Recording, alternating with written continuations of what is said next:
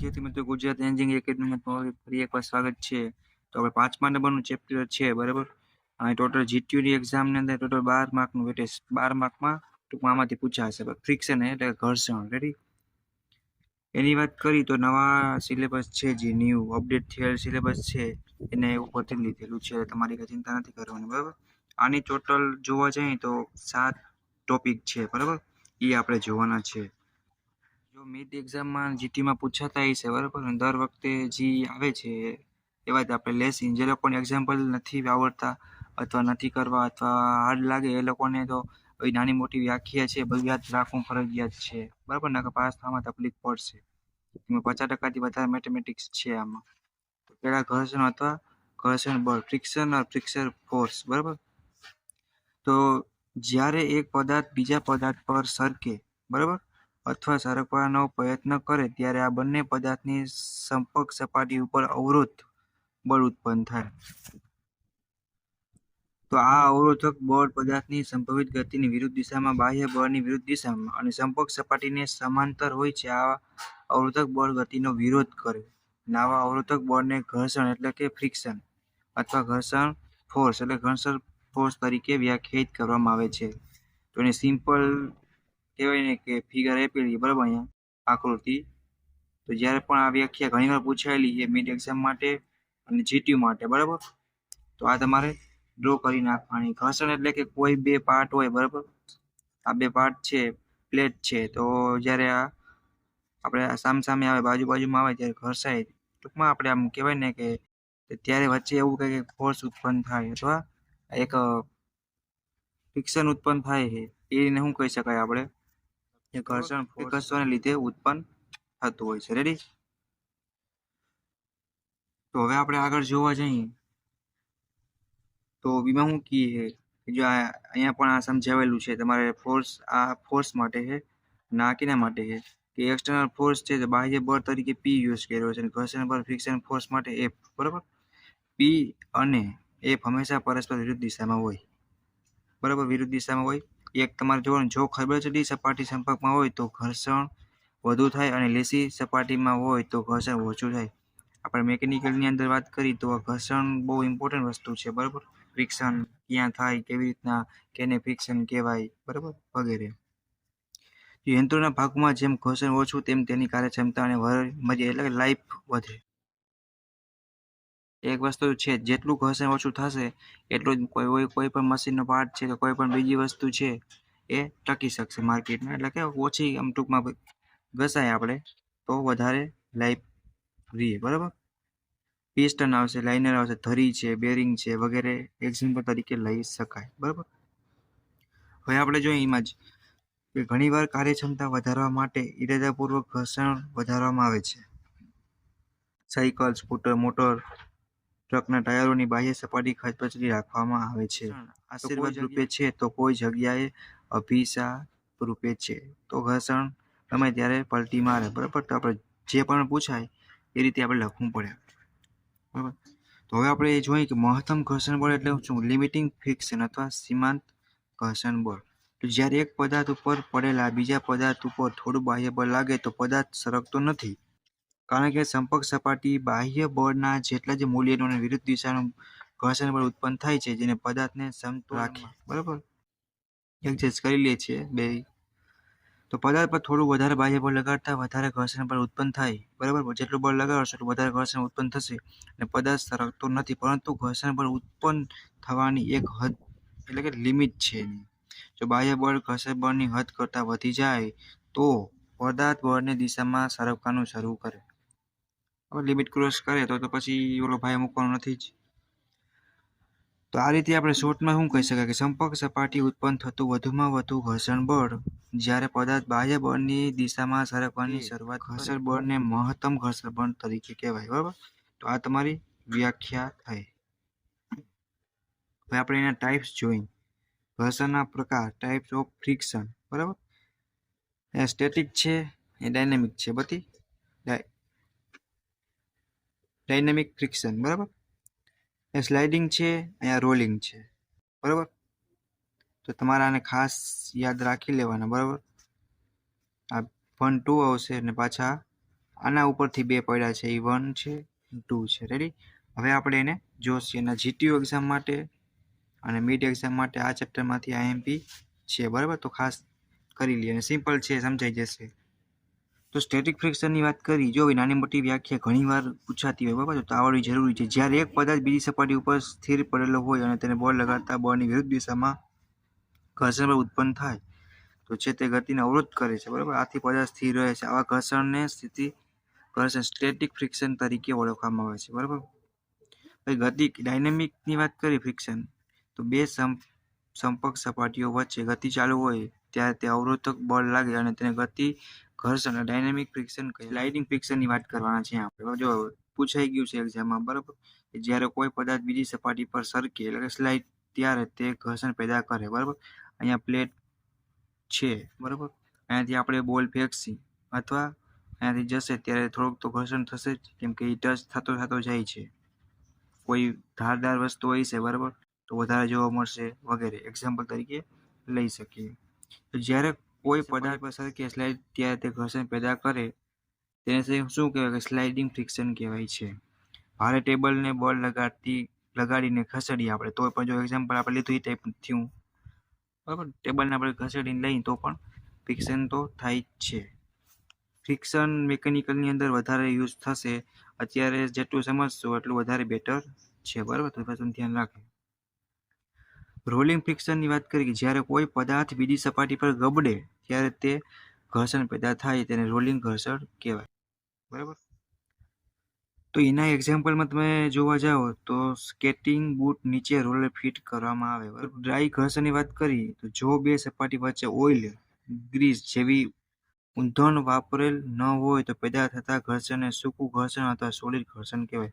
આ વ્યાખ્યા તો તમને એકવાર વાંચીને આવડી જ જવી જોઈએ, કેમ કે તમે લાઈફમાં પણ યુઝ કરેલો હશે અથવા યુઝ કરતા જોયો. ઘર્ષણ કોણ છે? એંગલ ઓફ ફ્રિક્શન, બરાબર.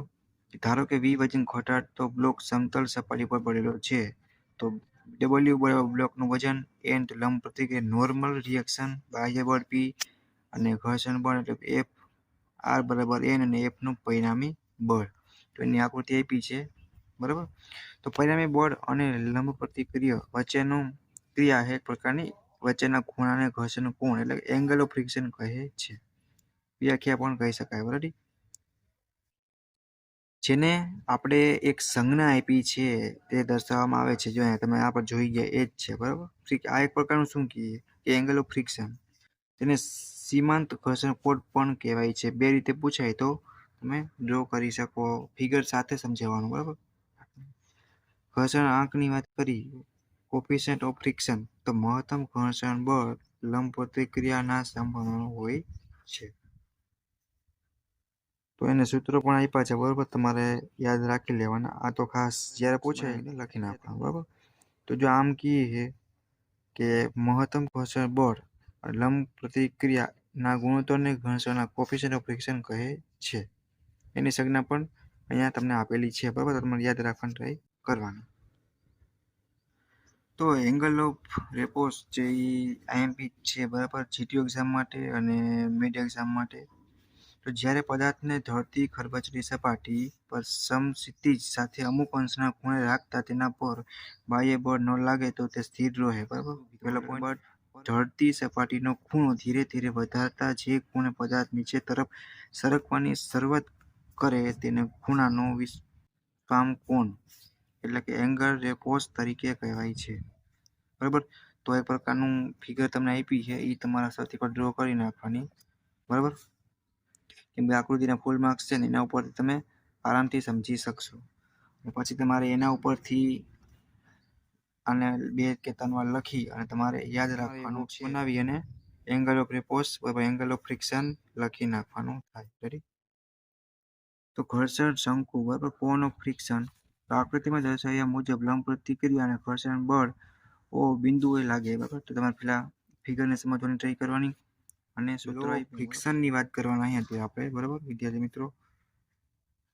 લો ઓફ ફ્રિક્શન એટલે ઘર્ષણ નિયમ છે કેટલા આપ્યા છે આઈએમપી પ્રશ્ન, જીટીયુ એક્ઝામ માટે અને મિડ એક્ઝામ માટે પણ.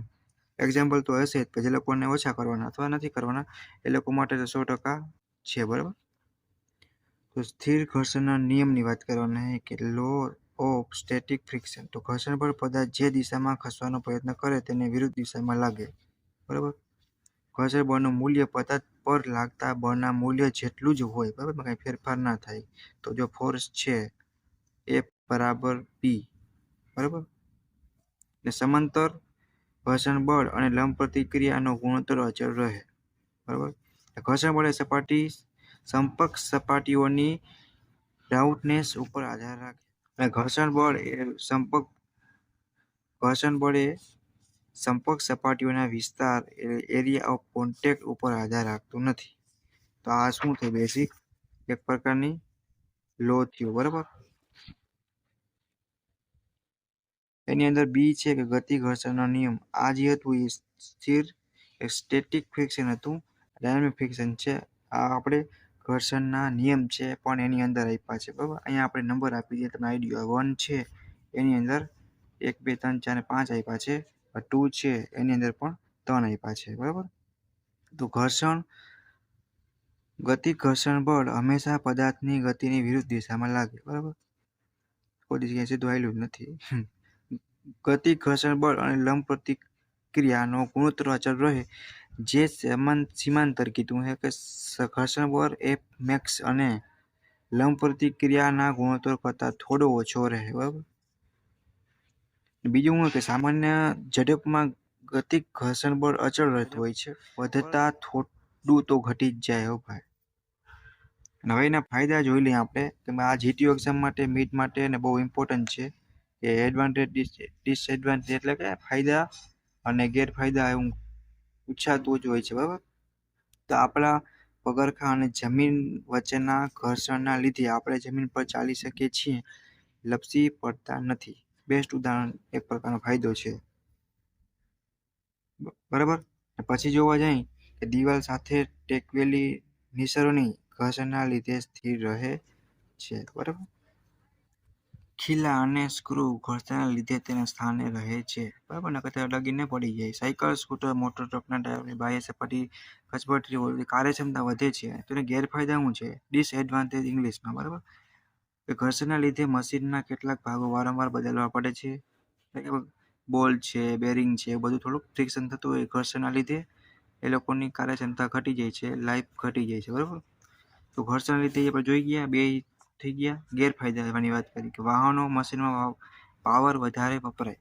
તો પેટ્રોલ હોય, ફ્યુલ હોય કે એ બધું વધારે જરૂર પડે. બરાબર.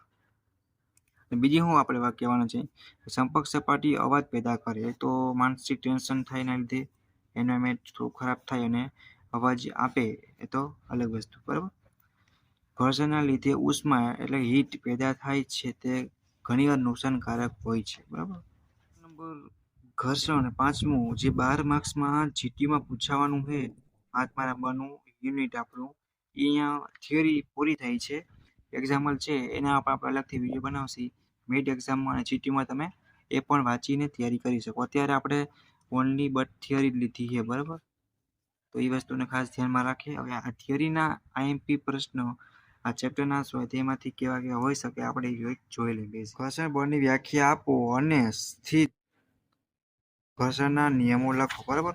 તો એંગલ ઓફ ફ્રીક્વન્સી આપણે જોઈ ગયા. હમણાં એ જ બધી વસ્તુ છે. બરાબર. બીજી વ્યાખ્યા આપણે જોઈ બધી જ આપી છે. ગતિ ઘર્ષણના નિયમ છે જે આપણે જોઈ ગયા. જુદા પ્રકાર જોઈ ગયા આપણે. રોલિંગ છે, સ્લાઇડિંગ વગેરે જે આવતા હોય. તૈયારી કરી નાખો. ચેપ્ટર વિડીયો જોયા પછી કેવા પ્રશ્ન આવે છે થિયરી માટેના, તો તમને ઘણી પ્રેક્ટિસ થઈ જાય અને મિડમાં કે જીટીયુમાં તમારે ટેન્શન લેવાની જરૂર ન પડે. બરાબર. અને આપણે શું કર્યું કે 5મું ચેપ્ટર અહીંયા પૂરું થાય છે થિયરી. હવે આપણે 6ઠા ચેપ્ટરમાં મળશી. બરાબર. અને મિડ એક્ઝામ જીટીયુ માટે આપણે આઈએમપી પ્રશ્ન પણ અલગથી તૈયાર કરશી. બરાબર.